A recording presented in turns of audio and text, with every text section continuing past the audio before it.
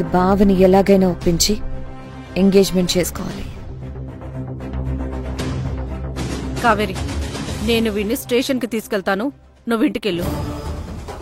జాగ్రత్త మైసమ్మ. ఎట్టి పరిస్థితుల్లోనూ వీడు ఆ యమజని కాంటాక్ట్ చేయకూడదు.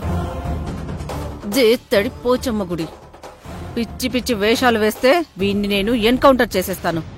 నువ్వు హ్యాపీగా ఇంటికెళ్ళు. సరే, నువ్వు జాగ్రత్త. రేయ్, లేరా, లేరా, రారో.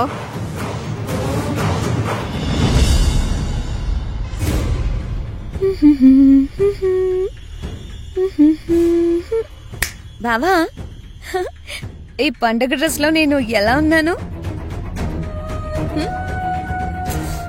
అబ్బా, ఇంత అద్భుతంగా తయారయ్యొచ్చాను. నా ముఖాను ఒక లైకో కామెంటో పడేయచ్చు కదా. అలా ఉంటే ఎలా?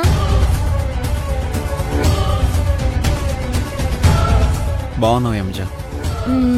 సరిపోలేదు బావా. పొద్దున్నే లేచి తలస్నానం దగ్గర నుంచి నెయిల్ పాలిష్ వేసుకునే వరకు ఎంత కష్టపడ్డానో తెలుసా? నువ్వేమో సింపుల్ గా బాగుంది అని వదిలేసావు. నన్ను విసిగించకేమజా. ఇప్పుడు నీ బాధ ఏంటి?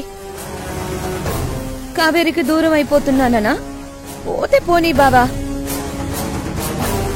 కావేరి లేకపోతే నేనున్నాను కదా, అన్నీ నేను చూసుకుంటాను. కావేరిని నువ్వు రీప్లేస్ చేస్తావా? అది ఎప్పటికీ జరగదు. తన స్థాయిని నువ్వు ఎప్పటికీ అందుకోలేవు. కానీ ఉపయోగం ఏముంది? నువ్వు తనని అనుమానించావు, అవమానించావు. కోహినూర్ డైమండ్ దొరికితే సరిపోతుందా? దొరికిన మనిషికి దాని విలువ తెలియాలి కదా. అవును, భగవంతుడు నాకు కావేరి రూపంలో గొప్ప బహుమతినిచ్చాడు. కానీ నేనే దాని విలువని తెలుసుకోలేకపోయాను. బాబా, ఫైనల్ గా చెప్తున్నాను, ఈరోజు విజయదశమి.